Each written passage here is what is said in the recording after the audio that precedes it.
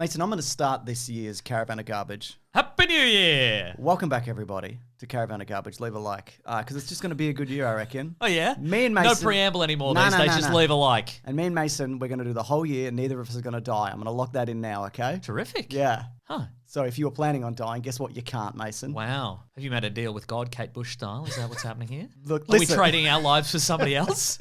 Maybe some of the viewers? It's not about that. It's not about whose lives I've traded or not, okay? Okay, but it's someone who doesn't leave a like. They're certainly on the list. I could neither confirm nor deny, Mason, but probably. Mm-hmm. Anyways, here's a direct quote from my son regarding the movie Shrek. I hate Shrek. Wow. That's his quote. Huh. And I said... Was this prompted by anything? Or No, this was literally out of the blue. And I said, you mean like the movie? And he goes, no, the guy. Huh. He goes, he's gross. The actor who played Shrek? He's one of those actors where the name of the character is the same as the name of the actor. He never acted before and they want to make it easy on him, you know? Just put it in, exactly. Yeah. It's like Mark Jacko Jackson, the Energizer Man. Incredible reference. I love that. That's great. Starting off 2023 with impenetrable references. Not only local, but local and 40 years ago. He played Jetto on The Highwayman. He did, you're right, yeah. He went, oi. Yeah. Okay. So... He was like the Energizer Bunny, but he was an Australian bogan. He was a man. Yeah, he was a regular man. He's not a regular man. It's not important. Your son hates Shrek. He just, apropos of nothing, just said, I hate Shrek the man. Now, he did actually rewatch this with me to talk about it. He's not going to talk about it. I'm not going to subject him to being on YouTube. But I think all his theories on why he hates Shrek come from that opening montage of him like gargling mud and brushing his teeth with bugs and eating eyeballs. Because by the end, he's like... This is great. That donkey's hilarious. Okay, just before we get into that, I only made one note for Shrek, and it just said, where'd Shrek get all them eyeballs? Whose eyeballs? He's eating them. He's putting them in martinis. Because he doesn't seem to be attacking people. Yeah. And yet, there are no other ogres, bar one, I guess, in this movie. Cannibal Shrek is what I'm saying. Oh, yeah. There's going to be a lot of Shrek theories. Okay. And a lot of them are cannibal related over the course of us doing these 4 movies, Mason. Oh, there's 4? Yeah.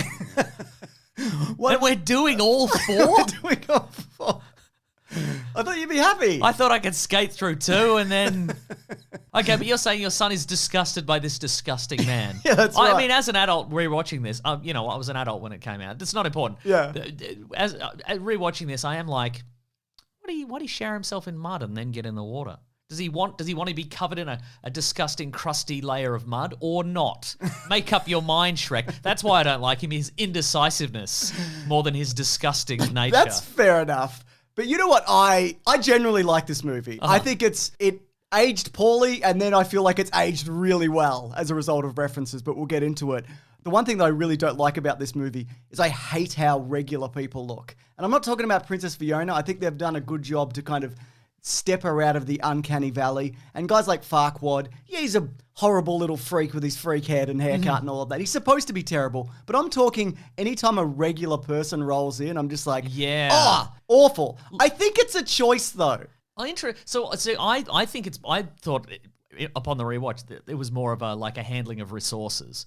I felt like in terms of how things looked, I thought Shrek looked the best. Yeah. I think then Donkey looked very good, then Farquaad, and then Princess Fiona in human form. I thought she was a little bit, that face is a little bit stiff, and I thought maybe one of the major issues with this movie, perhaps it improves in the sequels, but this was an era when celebrities weren't generally speaking doing animated voices. Not as much. You'd get the occasion. They didn't quite have a handle on how to do it. Yeah. And they're still doing voice acting like they would be doing regular acting, like a little bit more low-key.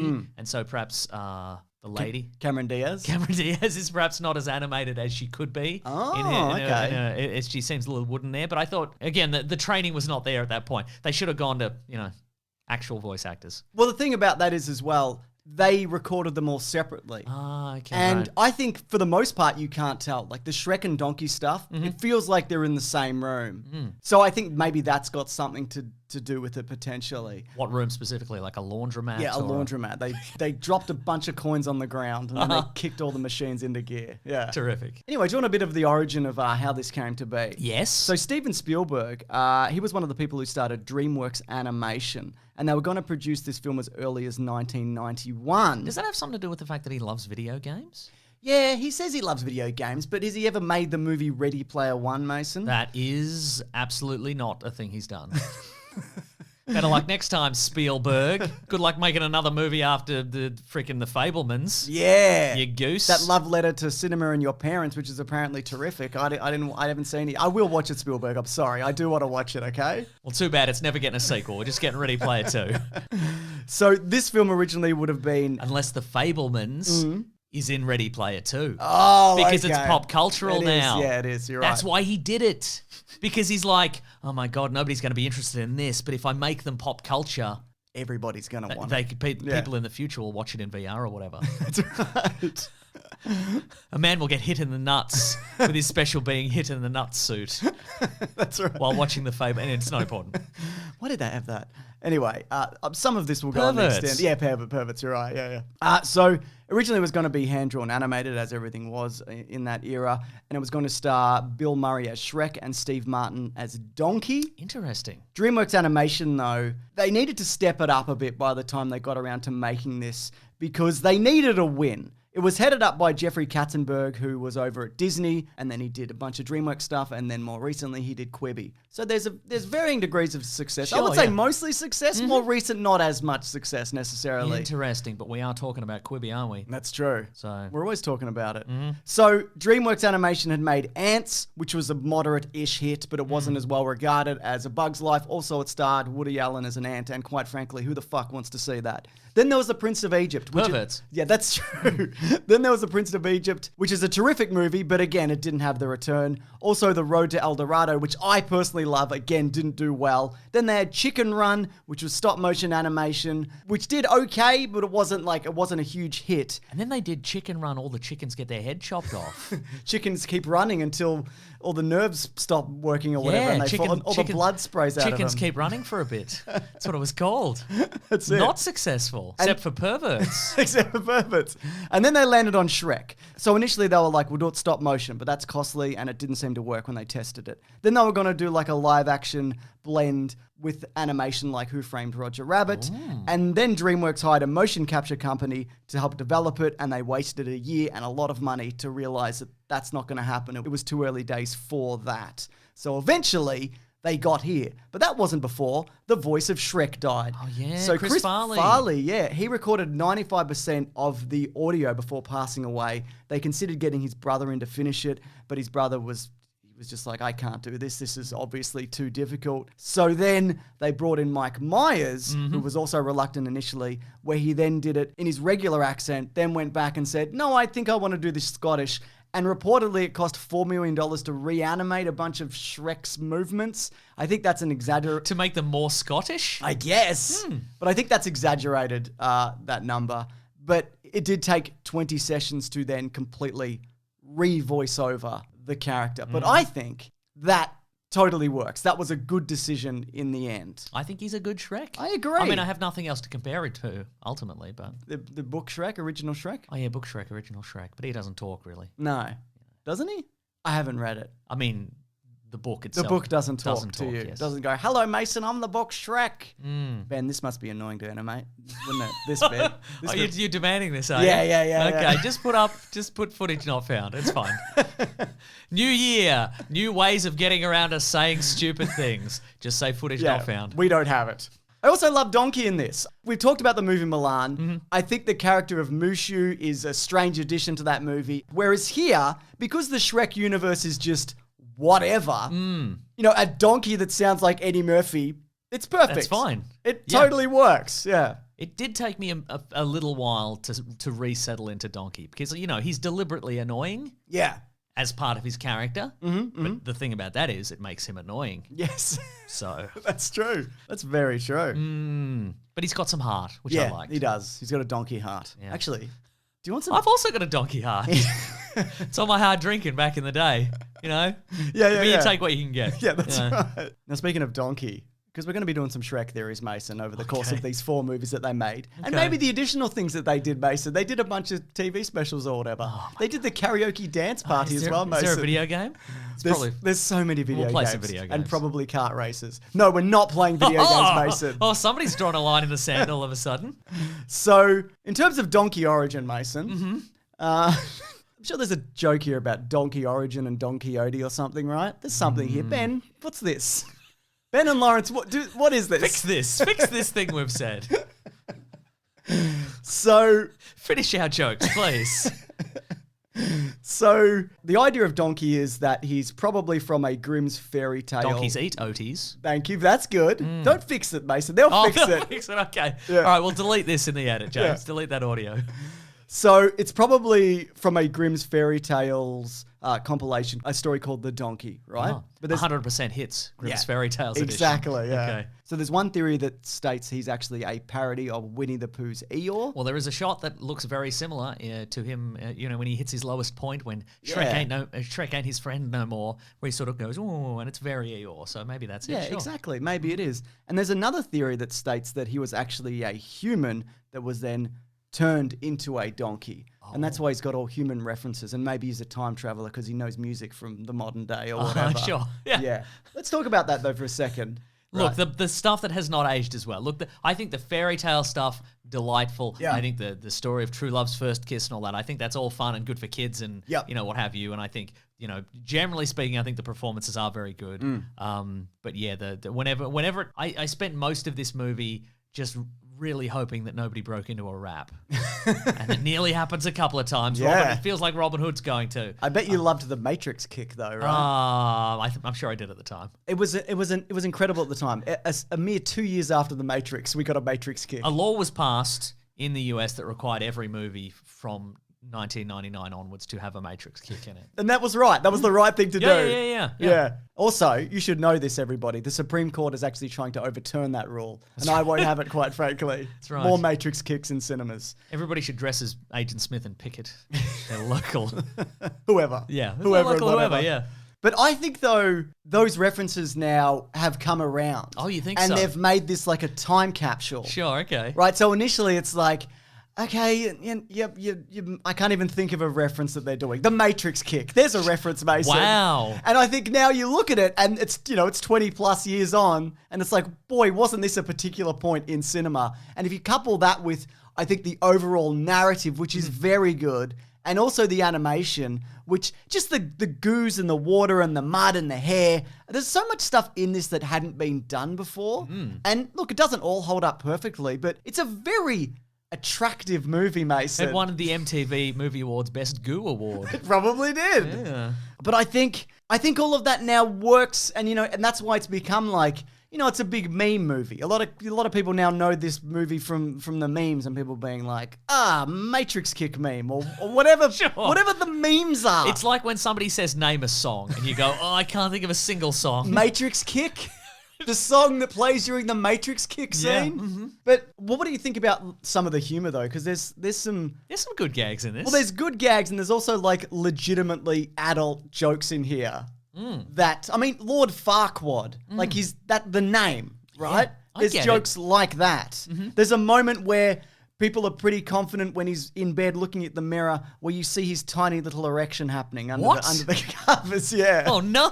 Yeah, that's the thing that happens. That's a funny little adult joke. Yeah, I think so.